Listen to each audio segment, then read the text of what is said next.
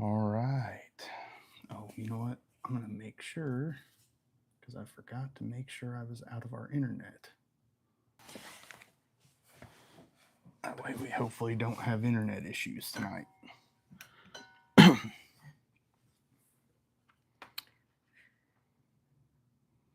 We're counting down on there, so. Okay. All right. We will give it just a second. See if we can get some people to join.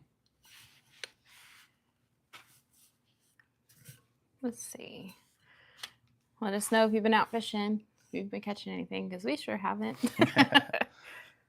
Yeah, it's been a busy year, and we're definitely ready to get out on the water. What's up, Travis? How's it going, man? You are the first. You're the first. Congratulations. It's hard to get first on a live. Normally, Josh is right on top of it. So, all right. So tonight we are going to talk about getting started into kayak fishing. Said I'm falling asleep on the couch. Well, we'll try not to bore you too much. As long as you let the phone play, get us the watch hours, it's all good. All right. So tonight we're going to talk about getting into kayak fishing. Kind of give the go-to for beginners, essentially. If you're looking at getting into kayak fishing, we'll kind of give you what we started out with. Of course, I've been doing it for a few years, and she's still pretty new to it. So excited to kind of talk about that. And I actually feel like I know something about this. Yeah. starting to really learn for sure. That's the big thing, even me, I'm 5 years in right now, and I'm still very much learning. So I've got a long way to go, and looking forward to what this year is going to bring, because again, it's been a tough start to the year, but I know it's going to end up being a really good year in the kayak. We should be able to spend a lot more time in it coming up soon. We actually have a couple trips planned and everything. So yeah, we're going to talk about getting into kayak fishing. So hoping that we can, find some people that are beginners or wanting to be beginners, wanting to start out, and they'll give us some of their, questions. And I've got a few different things written down that I think it's really important for people that are starting out. I'm sure Kayla's going to have some ideas as well. She's probably going to touch on some things that I haven't thought of myself. This is going to be uploaded into podcast format as well. So I'll be kind of having to go through and edit some of the heys and how are you doings. But yeah, so looking forward to it, and we're going to kick it off. Hi, Scott. Start out. Hi, Scott, Colin, good to see you guys on. Appreciate you joining. I know Colin watched the video earlier, the tournament video. So did Travis. So I did officially have the tournament video for what it was a week and a half ago now, from when we fished, and it went live today. So Josh, welcome. So it was a really adventure full tournament. It was a good time. I always love going to the tournaments, so I had a blast, and I think Kayla enjoyed it as well. Yep. So anytime we don't have to stop to go pick up the kids, it's kind of nice. Yes, for sure. Yeah, she hasn't had too many times that we've got to spend that much time out on the water. So that's a fun experience. All right, so we're going to kick it off. I'm going to talk about, like I said, kayak fishing for beginners. So leading it out, I just kind of want to talk about picking a kayak. So the first thing I'm going to say for picking a kayak, if you have a local kayak shop anywhere near you, definitely check that out. Everything okay? Yeah. You tapped on me. I didn't mean to. If you have a local kayak shop near you, check that out. Some of the things that you're going to read online or, see on YouTube videos and stuff like that, you're going to say, oh, this is the right kayak for me.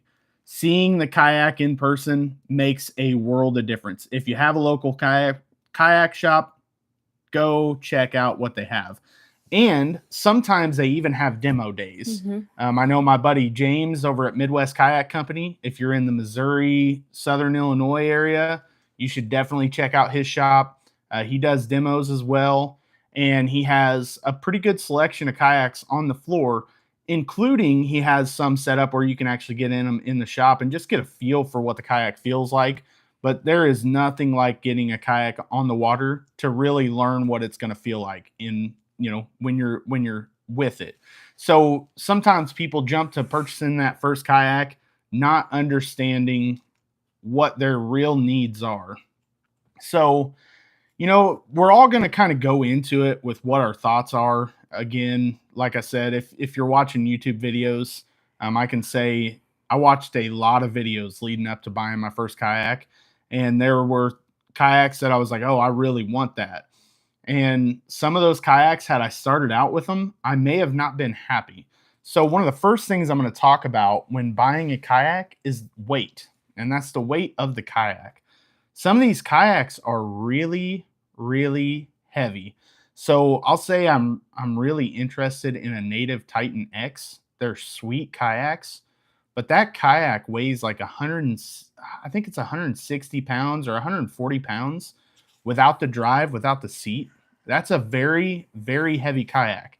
If I had picked up that kayak, which it wasn't made when I first started, but say I had picked that kayak up when I first started in kayak fishing and went with that one for my first kayak, I was car topping on top of a minivan, and it's pretty high up there. When you add the roof rails on top of the minivan and the J hooks, I was car topping on top of that. And to think of picking up that huge kayak, I would not have stuck with it. I wouldn't have wanted to get it out on the water as much as I did. And my kayak, it weighed in right about 70 pounds, and it wasn't that bad loading it on and off the roof. I wasn't that pleased with it. I was really happy when I was able to get a truck and start hauling it. But yeah, so if you're roof topping a kayak, think about that. The weight of the kayak is major.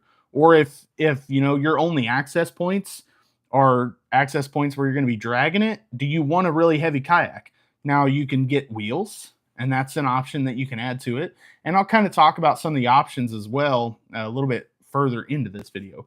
But you can always get wheels and add that, and that can substitute for some of the dragging. But remember, think of the weight of the kayak, and is it something that you're going to be able to manage? Because buying the kayak and not being able to manage it doesn't get you on the water. And that is your goal. Obviously, you didn't come to this video if your goal is not to get out and be on the water.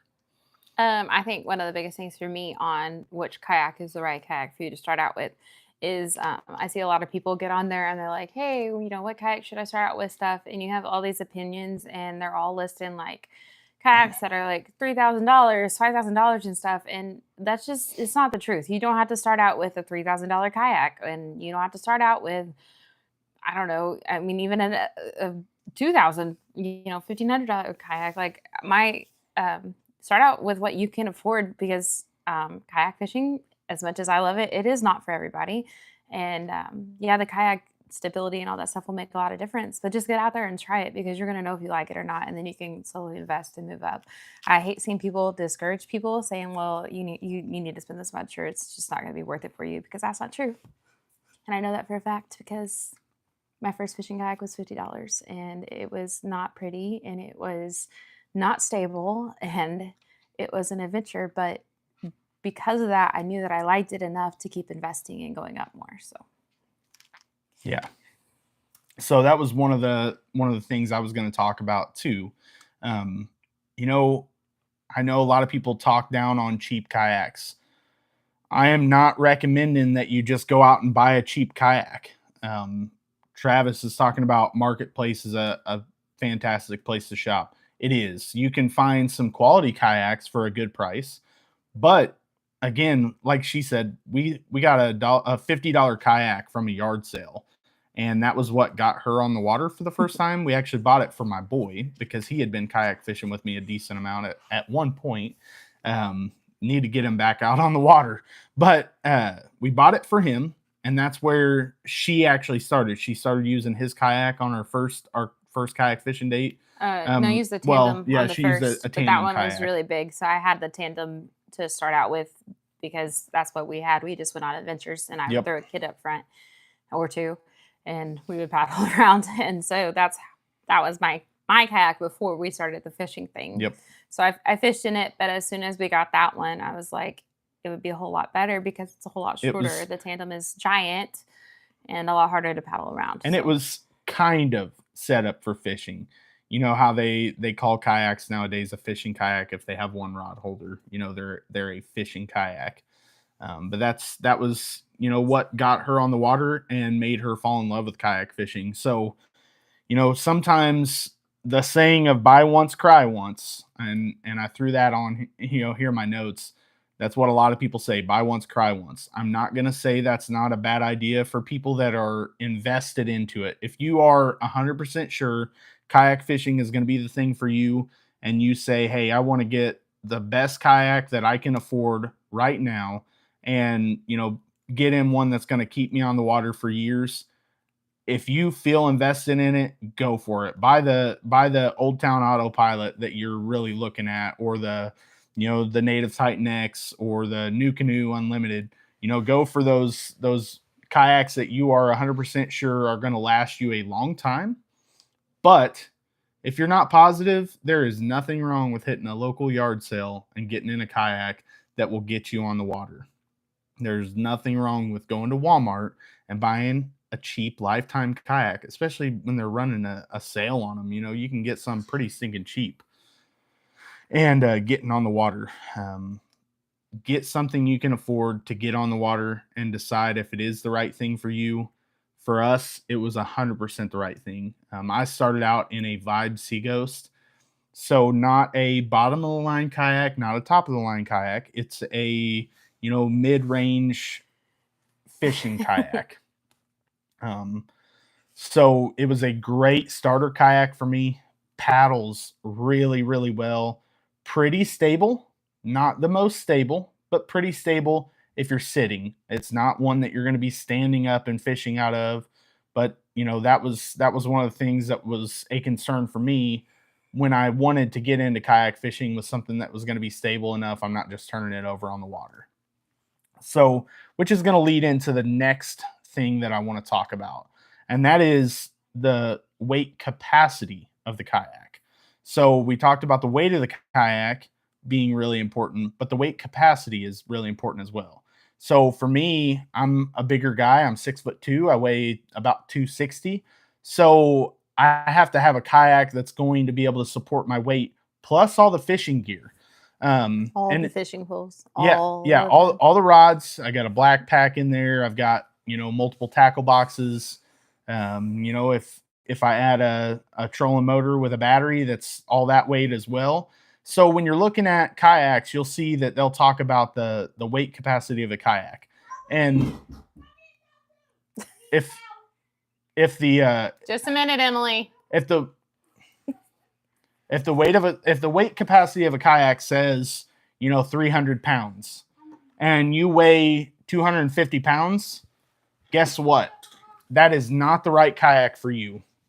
And I'm going to say that because not only are you only 50 pounds under the capacity, 90% of the companies out there include the whole weight in the weight capacity. Yeah. So you're talking about if that whole weighs 50 pounds and you weigh 250, then you've hit the limit of the kayak, and you do not want to fish at the limit. You want to fish, I think the rule of thumb is like 75% of the weight capacity is the way to go. So, you know, starting out in something that is going to meet you weight capacity wise. And sorry about that. The kids needed a towel. Baby. They were out playing in the water, so they were enjoying these warm days that we're experiencing right now. Go play on your tablets and have okay? There. I'm going to go through the comments real fast while she is helping with that.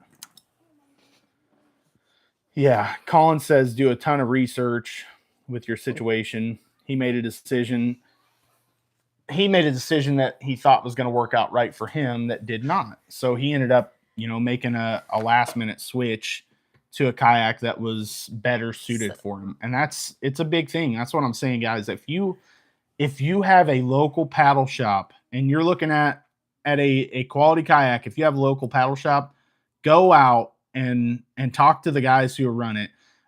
Tell them what you're looking for, and they're going to be able to kind of steer you in the right direction and get a feel for what the kayaks are before you make that purchase if you can, especially if they have a demo day. And if you get out on the water and try them. If you don't have one, I know there's a demo day up towards Indy coming too. I don't know the name of that shop, but I know there is one.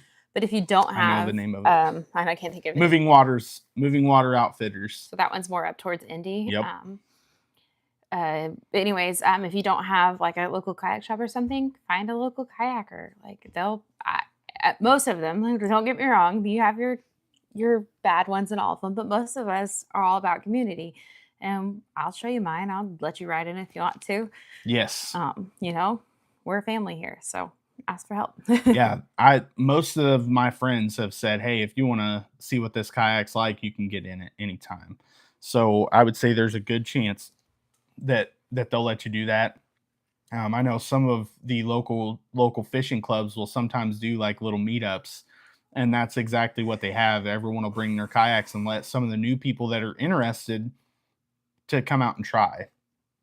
Travis said, stay away from Hobies. He said, partially kidding, but friends, he's had friends that have had hole issues. And yeah, I've known multiple people that have had hole issues with a few of the models of Hobies.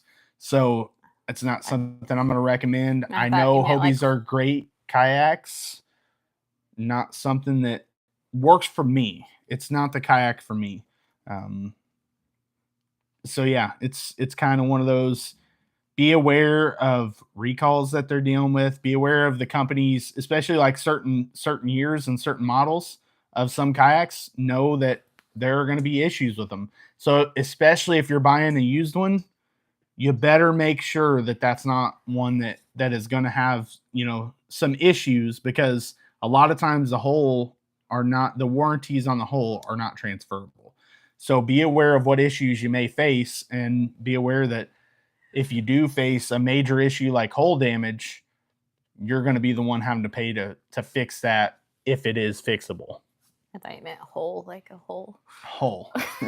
The kayak hull.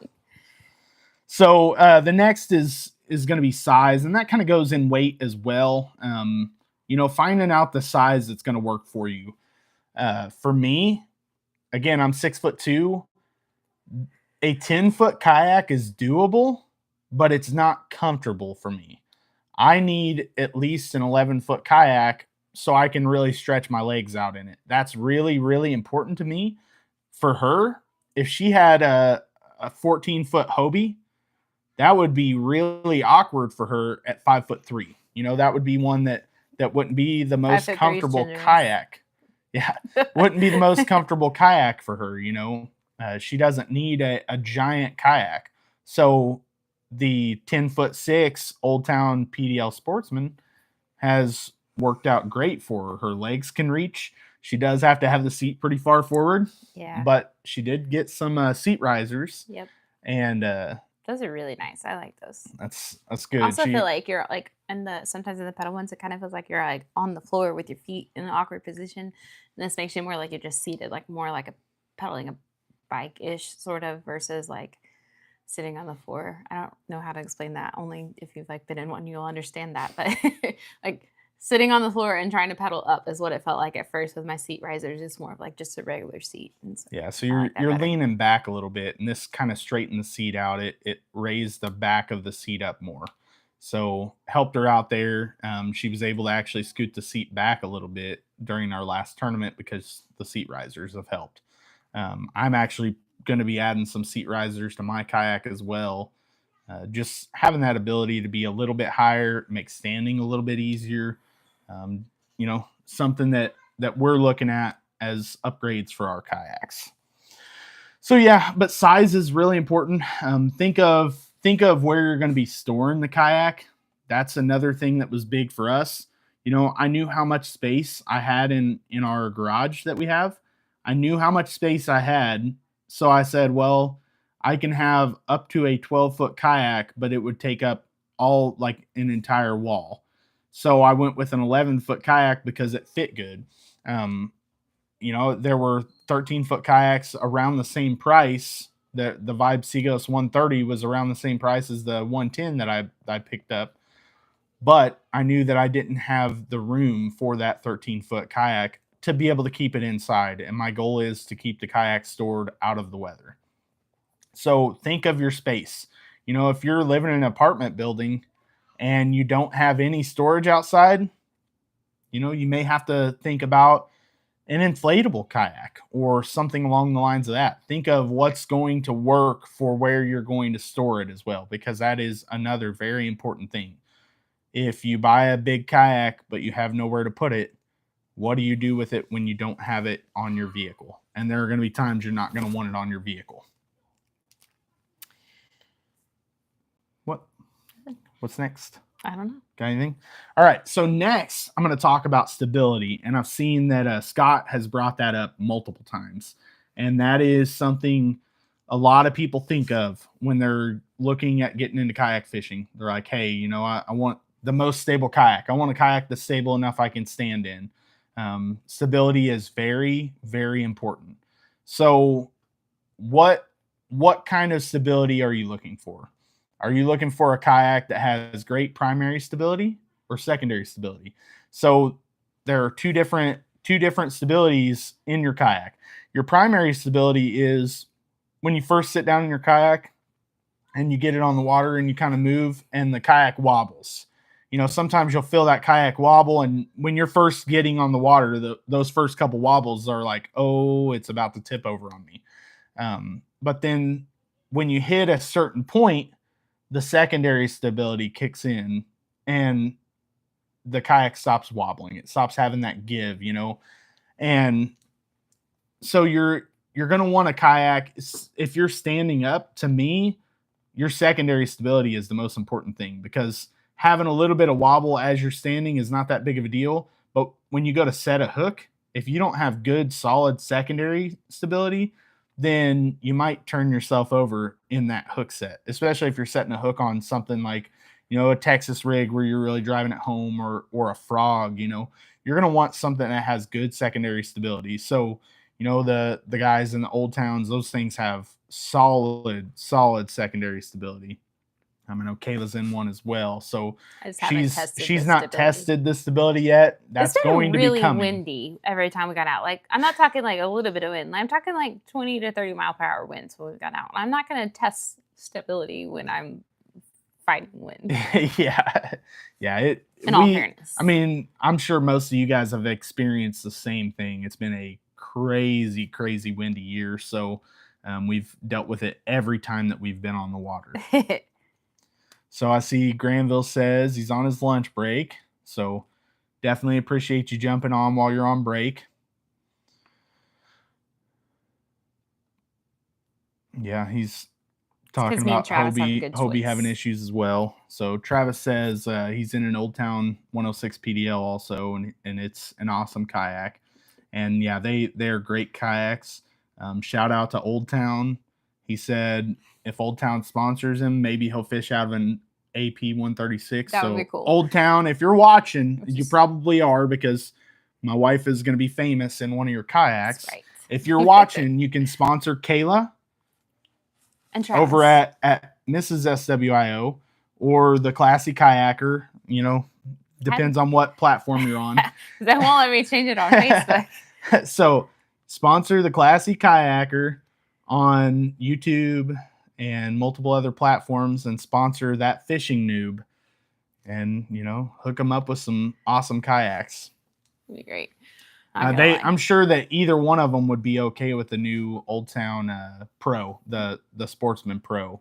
I know that Travis mentioned a 136, Autopilot 136, but he would probably be okay with a Pro with the EPDL in it. Just, Travis, if I'm wrong, you can correct me. He said Kayla's the next Christine Fisher. I don't know. So I have a fangirl.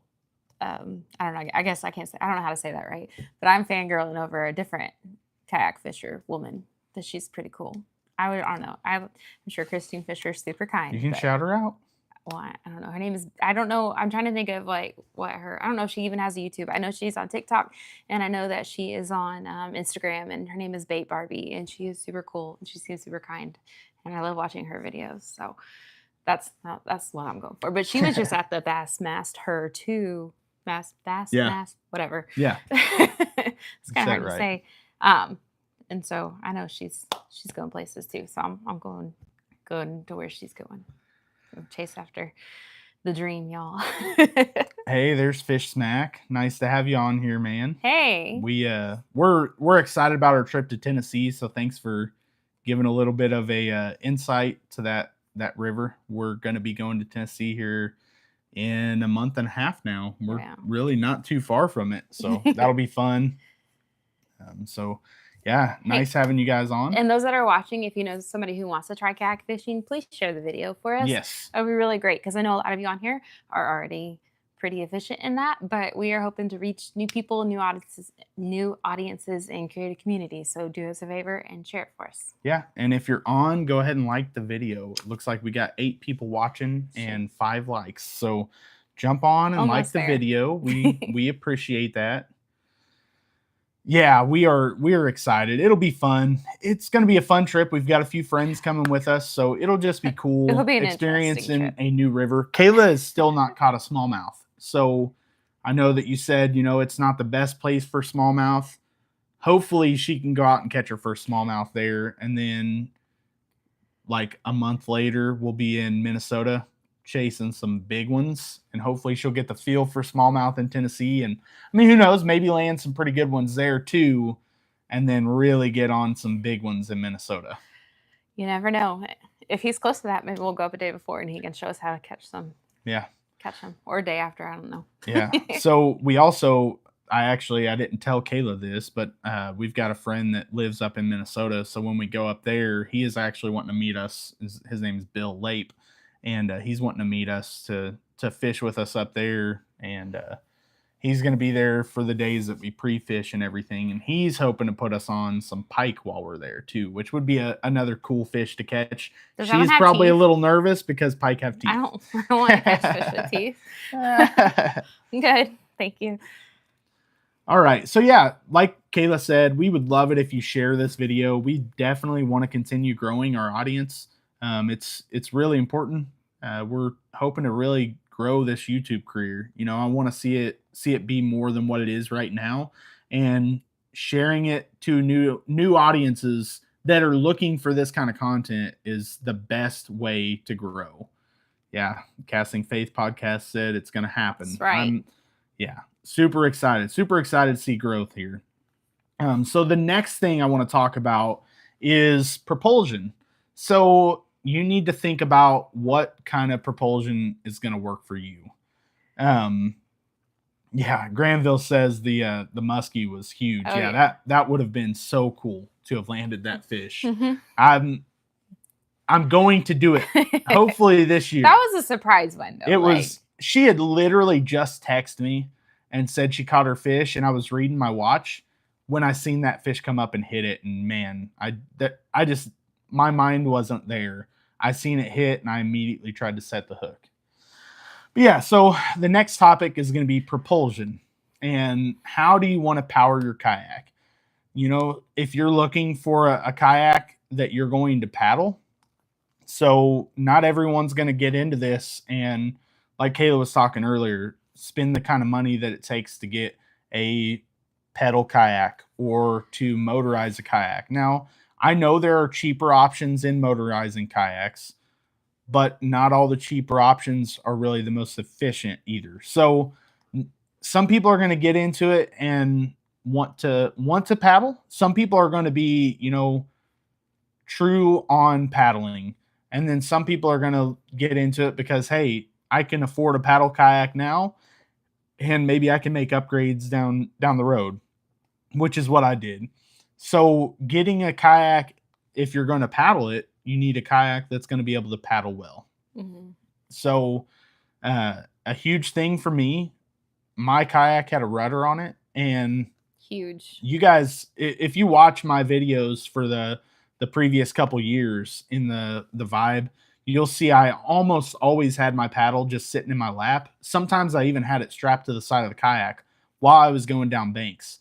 And that kayak, number one, it tracked really well, it paddled really well, and having that rudder, I mean, I really just rarely had to paddle.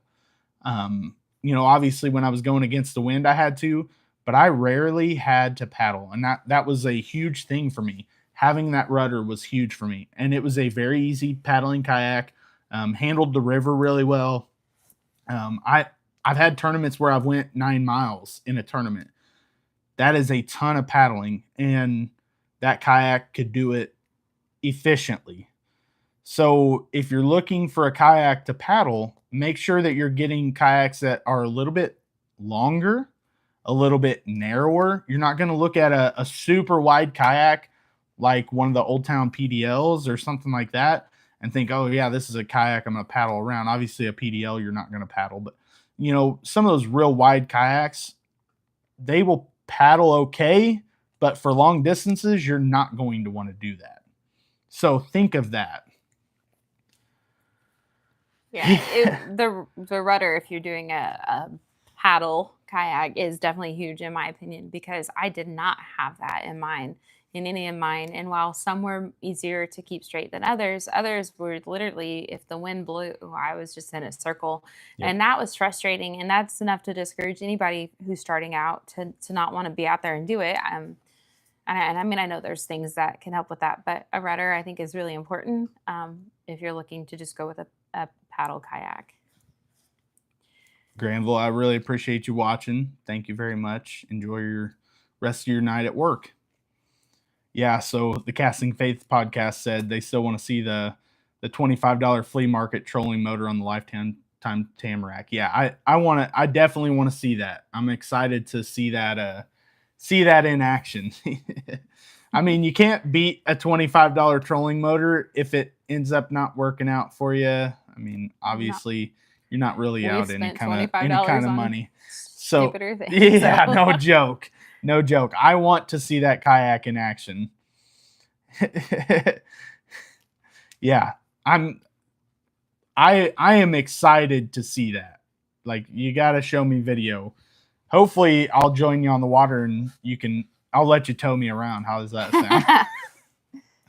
All right. So like I said, decide on your propulsion. If you're going with paddle power, know that you need to, like, I'm not in the greatest shape, so don't get me wrong, but know that you're going to have to be able to physically handle paddling long distances if you're going to be putting in some time in a tournament, especially if you're going to bigger lakes. Yeah. Be ready to really put yourself to work. So it's going to be a workout. And I'll say the efficiency of paddle power versus pedal power with our couple months of experience is huge, because you can go against the wind in a pedal powered kayak. And I mean, we've faced multiple winds where the gusts were in the 30s and even lower 40s and pedaled against the wind and not really gotten exhausted. Yep. Versus paddling against that kind of wind, you will wear yourself You're ready to quit out. You're ready to be done. Yeah, as Pfeiffer's Fishing said, you want the hole to be designed for paddling. If you're going to be paddling, you want one that has that narrower hole. You want it to be, have some keel in it so it tracks pretty well, and you want it to be able to help do some of the work for you. So we've been pedaling now, like I said, for a couple months, and pedal power has been great. I really have very few complaints about it. My only real complaint about the pedal power is it has to do with my rudder. So my rudder on the Vibe was toe controlled. And like I said, I really rarely had to have my paddle in my hands. My hands were normally on my fishing rod, and now I do have to control my rudder with my hand. Yeah. So because I'm pedaling, my feet aren't free to control the rudder. So that's something that I do really miss, is just having foot controlled rudder. That was such a a really huge thing for me. But still, I still have a whole lot more control of the kayak with my feet. I can back pedal. You know, if I was drifting into a bank, I had to completely take my hands off my fishing rod and start paddling. So, you know, it's definitely a lot better having that pedal drive, but I do miss that toe controlled rudder. I love pedaling around versus that. And I don't know, my rudder, learning to steer it. I get what he's saying. It's hard because I'm like casting and then trying to make sure I'm staying straight. So it's like a learning curve, I think. But I definitely wouldn't go back. I like having that. My only complaint with the pedal versus the paddle is you have your Drive. yeah, thank you. Drive that sticks down. I know what I'm talking about, I swear. You have your drive that sticks down in, so you can't get quite as shallow unless you pull all of that up, which, you know, you can just pull it up. It's really easy, but it's just another thing. That's like my only complaint. I wouldn't go back. Yeah. Yeah, knowing you got to pull the drive whenever you're in the shallower water, or you know, you've got You go through a very thick timber and grass. yeah. Yeah. Yep, pulling it up when you're going through grass, which we fish grass a lot. As the summer comes on, there might be days that we're regretting the pedal drive. There might be days that we have our pedals pulled up for, you know, half of a fishing trip because of the amount of grass that grows in there. But overall, when we're moving from spot to spot, having the pedal drive is such a huge thing. And then beyond that is your motor driven kayaks. So I have been in a motor driven kayak and it is really awesome. I'm not gonna make any complaints about it. I know some people say you're not really kayak fishing if you're in a kayak with a motor. Look, to me, if you're in a kayak, you're in a kayak. I don't have the I don't have the argument that some of these guys have that, you know, this kayak's not really a kayak. If it's a plastic boat, I have no problem with it counting as a kayak. You know, the Old Town Autopilot 136 is a giant kayak, and I still call it a kayak. It's a really sweet kayak. Having that autopilot and being able to spot lock and stuff like that, that's really cool.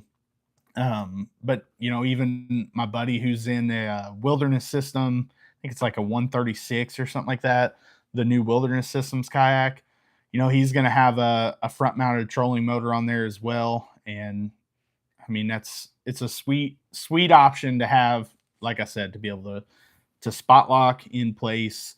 I have friends that have Newports on the back of their kayak, and you know, if they're wanting to go from spot to spot, they can go from spot to spot fast. You know, going anywhere from 5 to 7 miles an hour in a kayak at the touch of a button is fast, very fast. So that gives you no exhaustion at all. So, you know, especially for people that are getting into kayak fishing that maybe aren't fit enough to handle it, but are wanting to slowly work their way into it, you're still carrying a kayak. You're still spending time outdoors. It's still going to help you out health wise. If getting a kayak with a trolling motor is what works best for you, go for it. You know, make sure that that's the purchase you go for. You know, if your knees aren't going to be able to handle the pedaling, then, you know, maybe a pedal kayak is not for you. So look at what's going to be the best fit for you, again, on propulsion of that kayak. You've got to be able to make it from spot to spot to be able to kayak fish. I've never been in a motorized kayak, but the more I've been out, I definitely wouldn't turn one down. If one was like gifted to me and landed in my lap, I definitely wouldn't turn it down. I'm not going to lie. They're pretty sweet. Yeah. You see your friends come and just like relax and, you know, and they just like hit a button and they're there. It's kind of nice. Yeah. I don't know. I've never been in one, so I can't say anything for that, but I definitely think that they're pretty sweet. If you can afford that, man, go for it. Teresa says she has the Water Snake, which is a budget friendly trolling motor. I've heard good things about them. I've never used one. I say I've never used one on a kayak. My brother-in-law had one on his boat, and it honestly did really well for a trolling motor. Again, for the cost of that trolling motor, it was a good trolling motor for the price. So nothing wrong with that. Rigging up a Water Snake on a kayak, I mean, it's affordable. If you're looking at rigging something cheaper, you want a motor-driven kayak, that might be the route to go. But yeah, so figure out your propulsion. It's really, really important. So the next thing I'm going to talk about is, well, the next couple things I'm going to talk about have to do with once you get on the water. So looking back, I bought the cheapest option on sale. Yeah. So this is Charlie, I'm sure. I would say Charlie from the Casting Faith podcast, because he's talking about getting his Tamarack. So looking back, he said he bought the cheapest option on sale. Can you tell he If watches he could the do it show over, just a little bit? yeah, he could do it over. He would have rented a few different styles at the reservoir to see which one fit best. And that is, again, if you can get in multiple kayaks, get in multiple kayaks. I will say that we actually did rent kayaks before I purchased mine, and I got in one that I was really considering for a first kayak. It was a Pelican Sentinel, I think it was, and it was a kayak that I'd been considering because I knew that some of our local places had them. They weren't that bad price, and I was like, oh, this would be a great starter kayak. Yeah, that would have been a horrible kayak for me.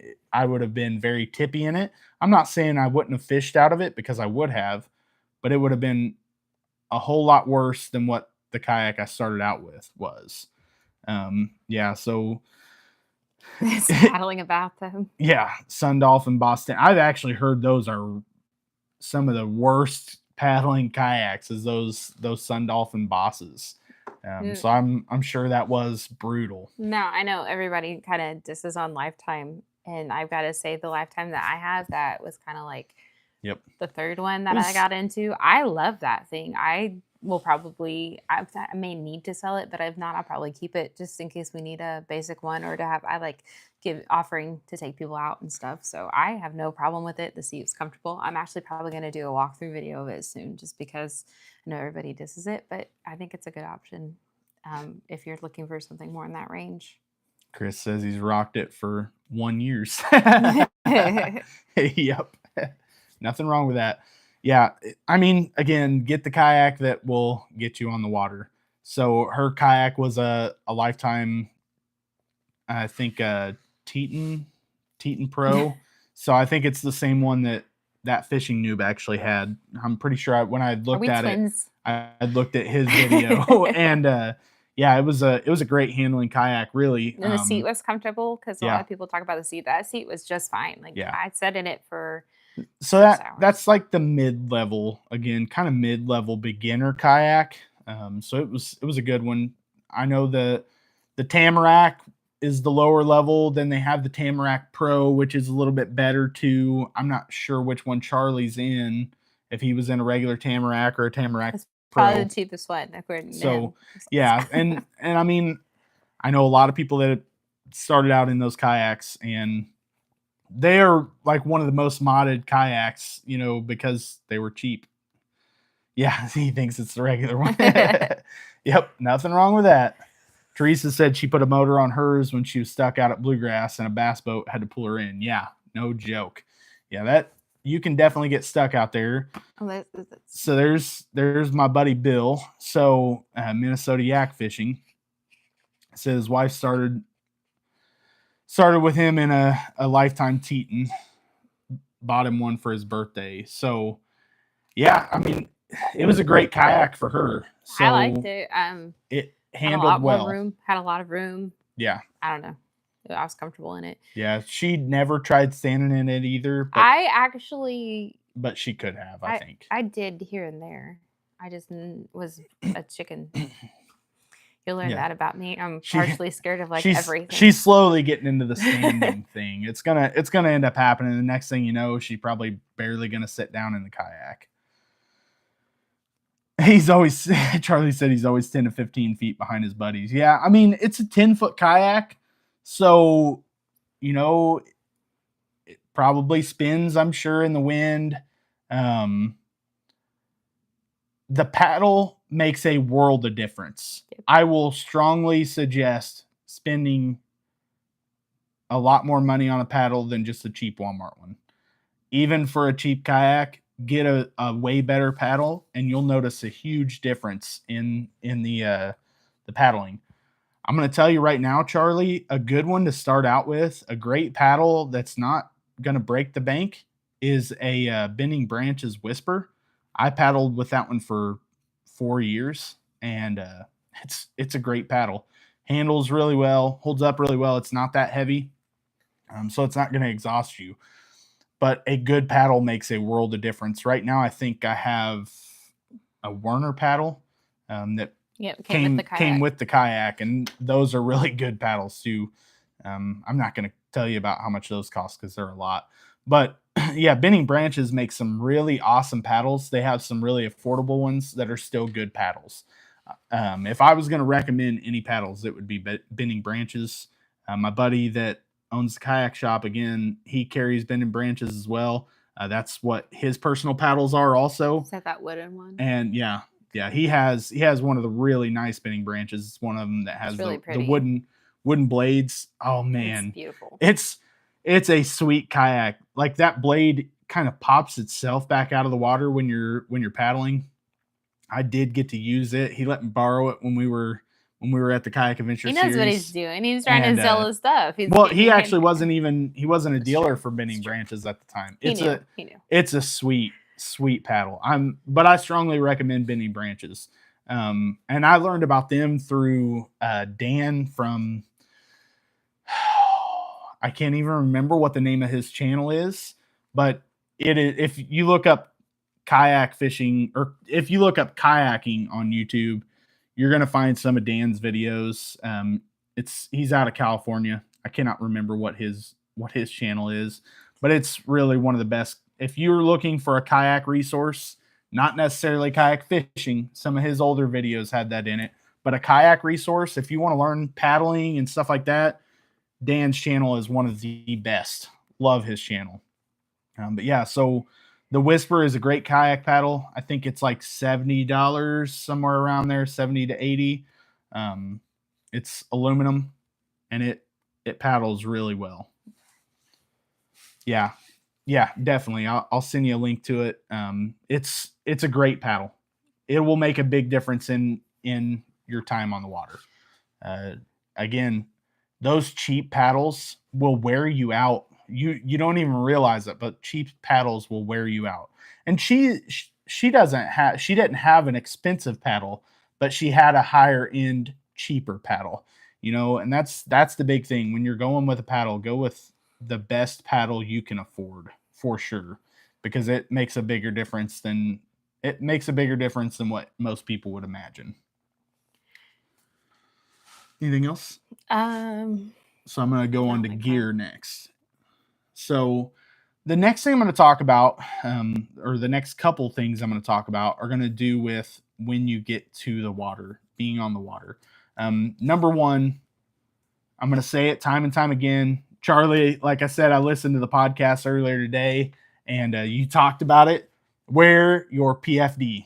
So it's very, very, very vital to wear your PFD. Buy a good PFD. Portable flotation device, life vest, whatever you want to call it, life jacket, whatever you want to call it, buy a good one. Buy one made for kayaking, because made for kayak fishing. If you're going to be fishing, buy a life vest made for kayak fishing. Whether you're going with an expensive one like an NRS Chinook, or if you want to go with a Magellan from Academy like I had for 4 years. I got mine off Marketplace too. Yeah, she got one off Marketplace that was brand new, still had the tags and everything on it, really cheap. But and hers is a Magellan as well. So if you're going to go with something like that, go with it, but buy a kayak fishing life vest, because you're going to be more comfortable in it, and if you're more comfortable in it, you're going to wear it. And there's been more and more kayak incidents here lately, more boating incidents, things like that. So just be safe. Yeah. I don't know, in my personal opinion, I would say that if you're wearing the ones that are supposed to inflate when you hit the water, first of all, I mean, I don't even know if you can do this, but I would recommend not wearing that when you're by yourself, because if it doesn't inflate and you hit your head, you can't inflate it yourself. Yep. So, I mean, I know that's what a lot of people wear, but I highly suggest wearing a different type if you are alone, just because there's been so many accidents here lately. Yeah. They're hot, but wear a foam core life vest. I mean, get over it. I hate the humpback. Like, I hate it. get over it. Don't be a big baby on having to wear your protective equipment. If you work in a job like I do, you have to wear it every day, whether it's hot or not. So wear your protective equipment when you're out doing stuff that you enjoy, because you still want to come home to your family at the end of the day. But again, buy one that's comfortable. They're not going to be like so comfortable that you just enjoy your time in them. The one I have now is a Stolquist. I think it's like the Stolquist Fisher PFD. Super comfortable kayak. I still don't want to just wear it around the house. I mean, it's not that comfortable, but it is a very comfortable kayak. It's more comfortable than my Magellan was. But if all I have is my Magellan, I'm going to still wear it so I can have a PFD on while I'm on the water. So that's the number one piece of gear. When you get your kayak, then I'm going to tell you to get a good PFD. It is so important to wear it when you're out on the water. I understand. So the reason why I brought up Charlie on his podcast, the Casting Faith podcast, if you guys don't listen to it, check him out. But on his podcast, he was talking about forgetting or not realizing that he was required to have a PFD on. So, he wasn't just intentionally breaking the law, but that is breaking the law, not having your PFD with you on the water. You don't have to wear it according to law. You just have to have it on the kayak with you. There may be some states that don't require it, but the ones that I've fished do require you having a PFD if you're on the kayak. But it doesn't really matter either way. Wear it if you can. Yep. Having kids changes everything. It's the only reason why, I mean, I'd say that, but it's the only reason why I put mine on, because I am pretty confident swimmer. I was just like, and we were also out there 2 at a time. I'm not out there by myself either. So I was like, if I fell in, hopefully he can save me. Maybe. Maybe I shouldn't have so much faith in that. But anyways, like, I just was like, I saved her son. That's right. Sort of. It's debatable. But anyways, I was like, it's not really that big of a deal, but I also want to be an example for them, because if they ever went out and they weren't wearing their life jacket, I would not be cool with that. So I'm going to lead by example, even though I still hate it. I don't even think it's that uncomfortable. Well, it kind of is, because you're not. I don't know. She probably doesn't like it in the videos because it pumps gives up. Me a hump. I hate that. Get over it. I know. Like I do. I get over it. Jeez, I'm just saying, I do it anyway. She's wearing it. Like Charlie said, being a dad, being a parent definitely changes your perspective at times. So, come home to your family safe, wear your PFD. Is it going to save you through anything that happens? No, it's not going to save you for something that just happened at the big bass fishing event where the boat crashed into another boat and killed multiple people. It's not going to save you from that. But is it going to save you when you tip over and you get tangled up in something that is keeping you from being able to really hold yourself up? Yeah, it's gonna save you from those times. And I'm gonna say keep a knife on it, because there's always that chance, especially if you're fishing with braided line. But even if you're not fishing with braided line, I can promise you every single limb down there, every single tree down there under the water has braided line wrapped up on it somewhere, because it's got my braided line on I've it. Never if it's one that I've fished. So yeah, every single thing down there has braided line on it at some point. Don't get wrapped up in it and not be able to get yourself out of it. Have a knife with you.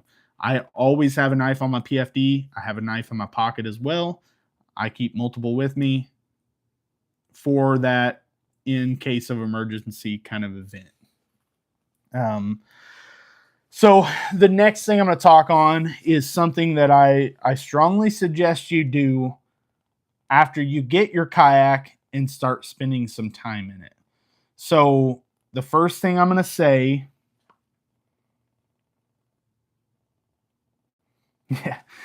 Sean has bought a boat. Not all water is kayaking water. You aren't wrong on that for sure. Not all water is kayaking water. There are some waters that you probably should just get in a boat if you're going to be in them.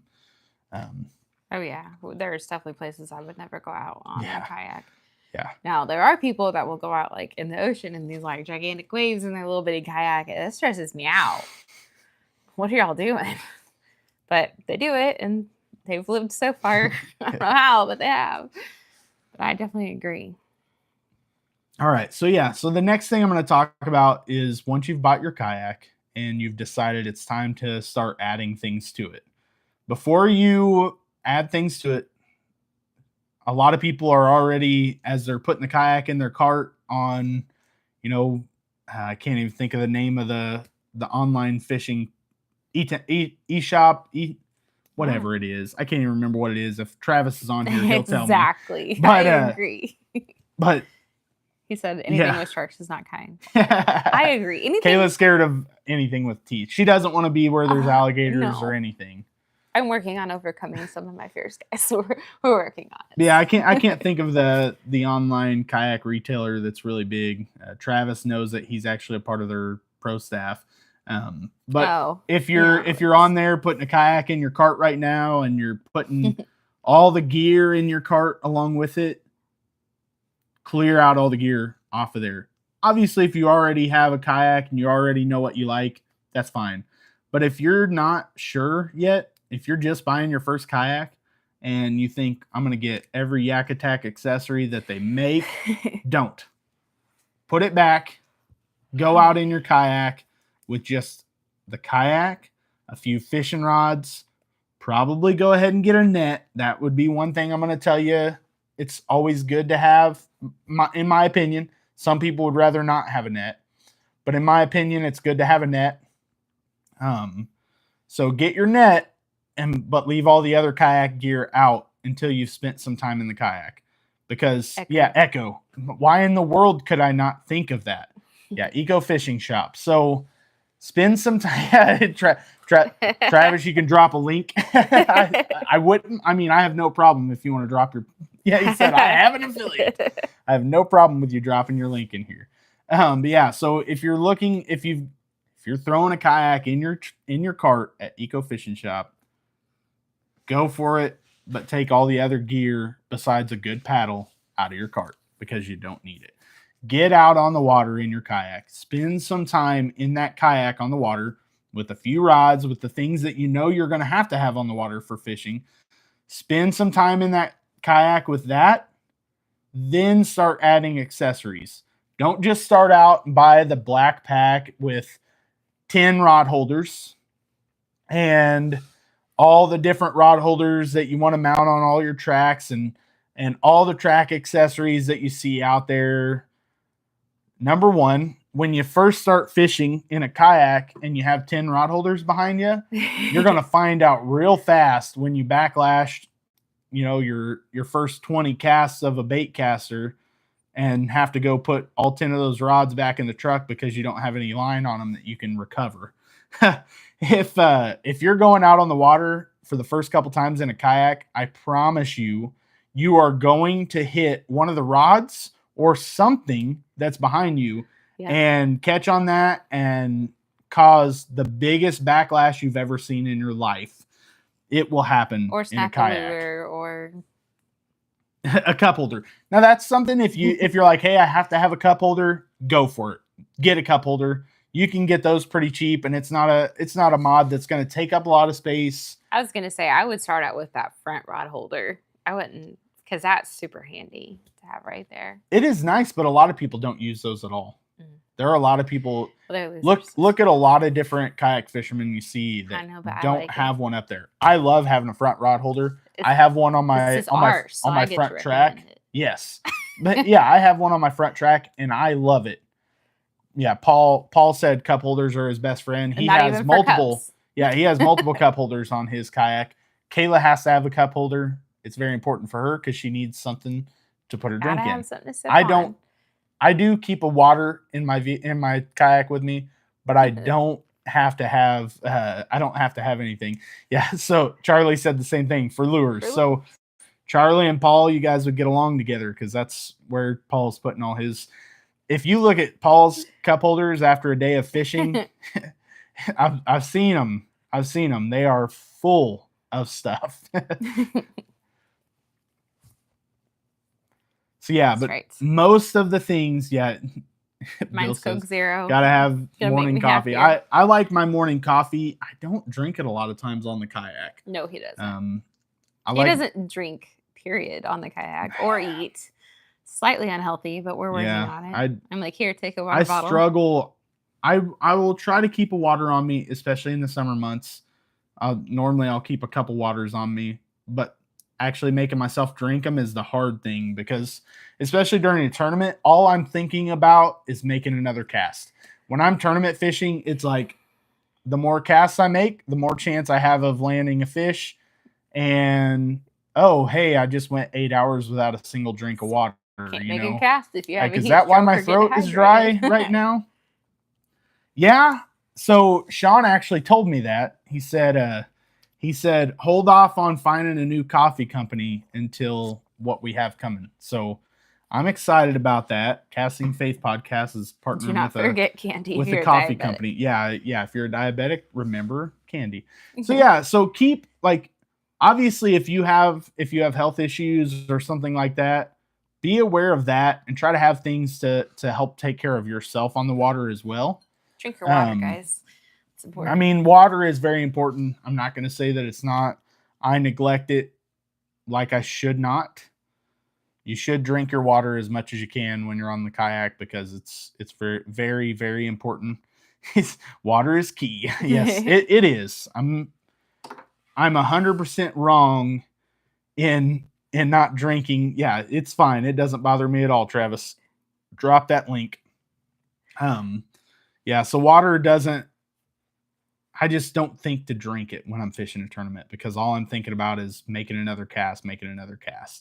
Like that's where my mind is during those tournament days. So we got a little off topic there. That's all right. Yeah.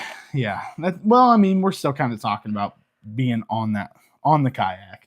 So as far as rigging, make sure before you're rigging up your kayak, you spend some time in it. Know what you want to put on it before you spend that time in the kayak. You got anything? Gear wise, I'm trying to think. I know the more you're out there, the more you think you need. Guaranteed.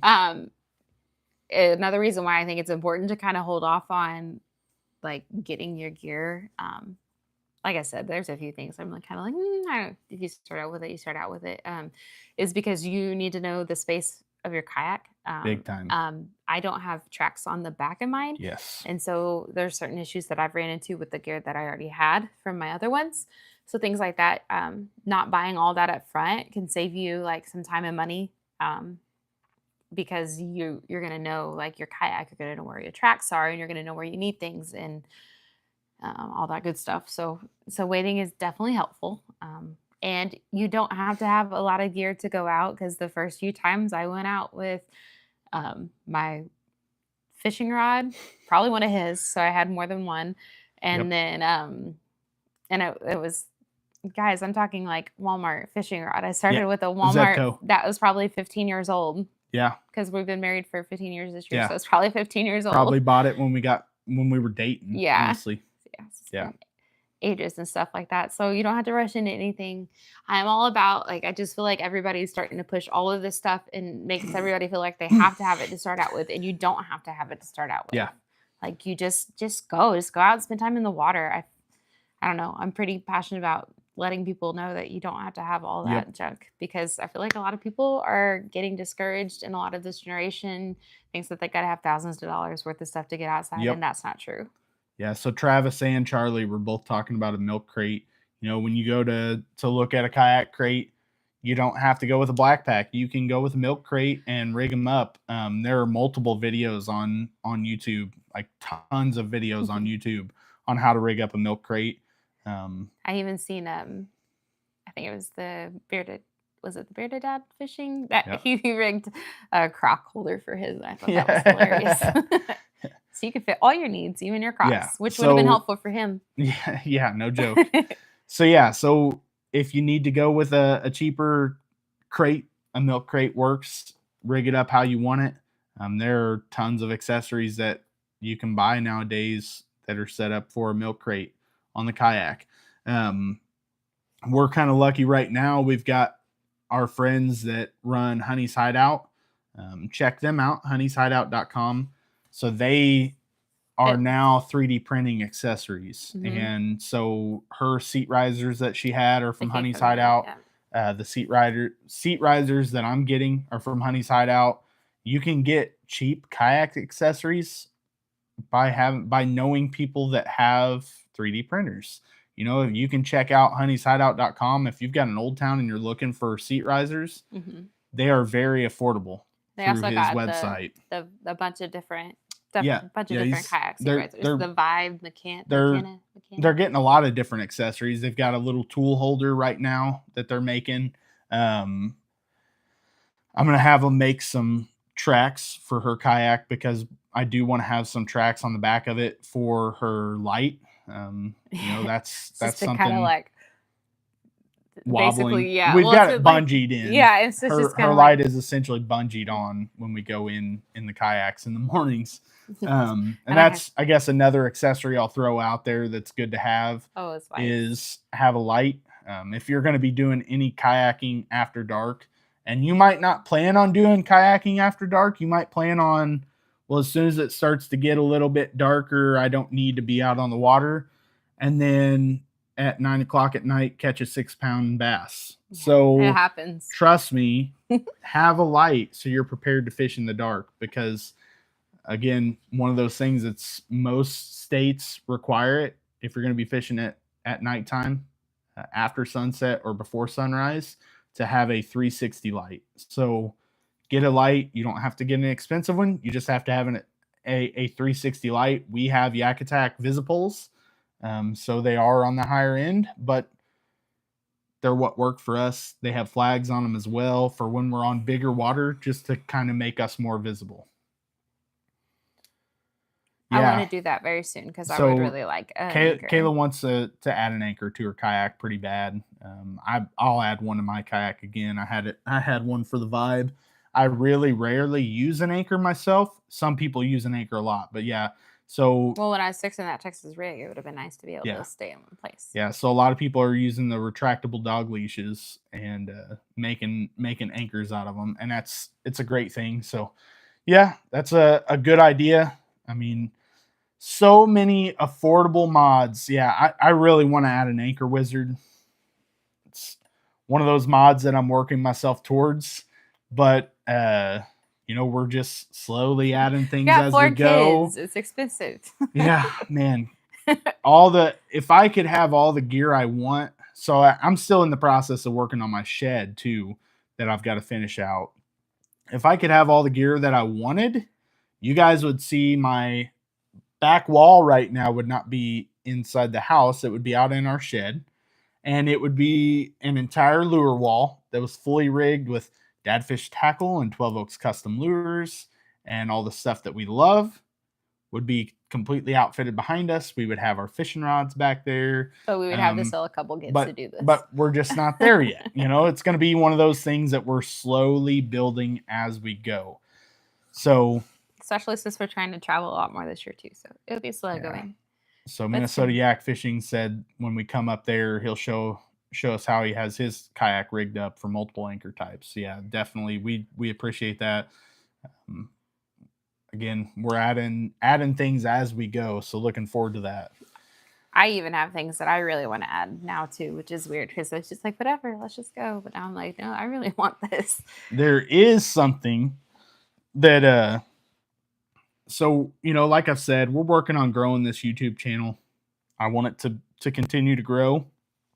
So again, I really appreciate if any of you guys share this with people that are interested in kayak fishing. Don't just share it and say, hey, please follow my friends. If somebody's not interested in kayak fishing and they subscribe to my channel, it really does absolutely nothing for me. Actually, subscribers does not help anything at all, other than it looks like a number that looks cool. But ultimately, if you've got friends that are interested in kayak fishing, please share this video. Get them on my channel. You know, I'll take feedback. I can take constructive criticism every day. I don't know how much she can take. I can take constructive criticism every day. So if they want to say, hey, you need to work on this, shoot it out there straight to me. Let me know what I need to do better at, and I'll work on doing better at it. I mean, Paul makes me cry every day, so I think I can handle it. But yeah, so I would love to see this channel continue to grow. You know, I would love this channel to start really paying for the things that we want to do on the water. If I make money on this channel, it's not going to just be used to take care of other things. It's going to be used to help continue to grow. Making sure you're still watching. It's going to be used to help continue to grow this channel. So that's the big thing. You know, we're going to be investing the money right back into it. But one of the things that we're starting to work on growing this channel, if you guys look, the shirt that she's wearing tonight on it. See? So she designed this shirt. She actually drew up this design all on her own. And hey, Travis, check this out. Oh yeah, it's got thumb holes. Thumb holes. So she designed this shirt herself, and she's working on. She's got what, 4 shirt designs? I got 4 designs with me now. So 4 shirt designs. She has 2 hat designs. She has 2 water bottle designs, which this is one of them. This is also one of her shirt designs. I'm really excited for this. So she's working on getting product photos of them now, and she'll be making a, I don't know, grand opening, I don't know what you would call it. Launch. A launch. There you go. That makes more sense. I gotta make I gotta get some photos taken first. So yeah, so she's gonna get some photos taken and launch a website and stuff like that. So it's pretty exciting. And then also has rod sleeves, and their neoprene rod sleeves. They are not in yet. She's waiting on them to get here. It's my last. Hopefully they will be here as soon as possible, because they look really awesome. I'm really excited. She's super excited because right now she's using my rod sleeves. I'm super excited because she's using some of my rod sleeves. And she'll have rod sleeves on all of her rods now, and they'll be her own rod sleeves that she designed. Like it's so cool. She took the iPad and drew up all these designs herself, and you know, reached out to companies and started having them made. So it's really exciting to see this. And if it fails miserably, at least I got some cute shirts from her. So yeah, she did it because she wanted to have shirts that she felt comfortable in. She felt like, I'm 100% a girly girl in this tomboy world, and all the shirts for women are blue. You get your peach occasionally, but they're all just basic colors with a big logo up front. And I wanted some cute prints, so I made it happen because that's what I do. So yeah, I've actually thought about the super chats thing. I kind of wanted to wait. I want to see my channel grow a little bit more. I've got big goals. I really want to hit 2,000 subs like fairly soon. Like I said, subs is not a huge thing for me, but I do want to see that sub count grow. But I want to see it grow with people who want to watch my stuff. So, and I would love to hit 3,000 by the end of the year. I don't know that that's an achievable goal, but it's something that I want to see. One of the colors is purple, Paul, for my rod sleeves. So I don't know how I feel about purple. They're neoprene though, Paul. My other one is the green one. It's this one. Yeah. So I just picked a few. This one was the most liked by everyone I showed it to. My brief selection of people. Yeah. So, you know, we're just making little things as we go and continuing to grow this. It's been super awesome having her as a part of this with me. It's definitely not something we expected. Yeah, neither one exactly. Of us, so. Exactly. We still got a couple more plans for live streams. I'm hoping to keep these live streams coming. Right now I'm planning just one a month, and every once in a while we may throw in a second one a month. Yeah. But we've got adventurous. I was going to say we'll probably start doing this every other week. So I mean, I'm up for that. I'm definitely up for that. But I've got 2 more ideas that I know we want to do, and that's talking again, getting your kids fishing, and then, you know, being out on the water with your kids, essentially not just on the water, but really kind of outdoors with your kids. I want to talk that, but of course, you know, since our channel is really kayak fishing themed, I want to talk that as well. And then fishing with your spouse, you know, getting your spouse involved in your hobby kind of thing. Not once a week, ain't happening. And yeah, nope, cannot do weekly. Still got enough brain power for that. 4 kids is too much. But I mean, you know, who knows what could happen in the future. But right now, every other week would be the max for right now. I think we could do it, but my schedule has just completely opened up, and it's not normal for me. So I'm like, what am I going to do with all this time on my hands? She could do it for the next few months, but then when fall would be harder. But that's September and October start coming around, she's going to be a lot busier with her schedule for her other business. So, and who knows what next spring is going to bring her with this business. There's a good chance that we'll be going to some fishing shows next spring, and she'll be setting up at those. You know, we would love to see that happen. Number one, we like going to fishing shows, so it'd be something that would pull us to a fishing show, but not to just blow our money, you know. So it would be a cool adventure. Although that would happen too. We all know. Yeah, we would definitely spend money if we went to one. Yeah, I know that is so cool. When I was listening to the episode earlier, I hadn't looked at what number the episode was on the podcast forum, but Charlie from the Casting Faith podcast just said they just recorded their 26th episode. Like, that is so awesome. Mm-hmm. I love it. Love you guys, supporting you guys.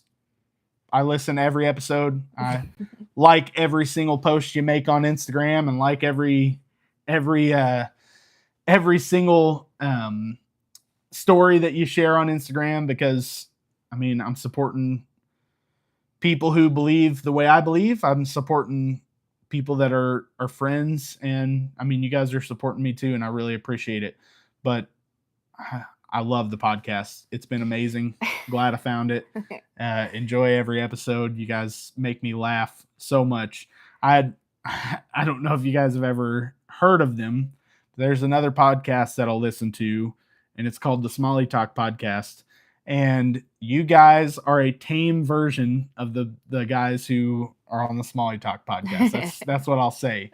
You guys crack me up as much as they do. So yes, I really want to make it over there and get in the studio with you. Hey, I was just talking about your Croc storage earlier. Definitely appreciate you stopping in. Really appreciate you too, Jay. Jay's another one that's, helped me along on this journey. Jay's got some awesome stuff out there for people that are getting into content creation too. There's the Outdoor Content Creators group on Facebook. I'm one of the admin from that group, and hey, thankful that Jay created that group, because I feel like we have multiple people from different, especially the cool thing is people that are doing successful on Instagram or Facebook or TikTok, being on there and kind of getting some feedback from some of the guys that are doing well at some of the other things. So, and then Michael from Dad Life is here. Thank you very much for joining. Yeah, you caught some nice smallies the other day. Those were cool. Yeah, he's caught some really good fish this year. Yep. But I'm not going to hold you guys any longer unless you've got anything else. No, we're probably on borrowed time. We've already had one interruption and got some kiddos that don't feel the greatest downstairs too. So probably do better to cut it off a little bit early today. Yeah. No, I appreciate all you guys. Thank you guys for watching. This is really one of the biggest things you can do to support me, is being here during these lives, watching my videos when they post. Like, it's so huge for me. You guys have no clue what it means to me when you do this. Yeah, and you guys totally got me over 50 subscribers probably like 3 weeks ago, but we haven't been out on the water except for tournament days, and I'm not going to go live on a tournament. Yeah. So hopefully by the end of this week, we can do a live on the water. So when I go out, I will definitely do a live next time. I appreciate that. Yeah. Thank you guys. Y'all have a great night. Bye.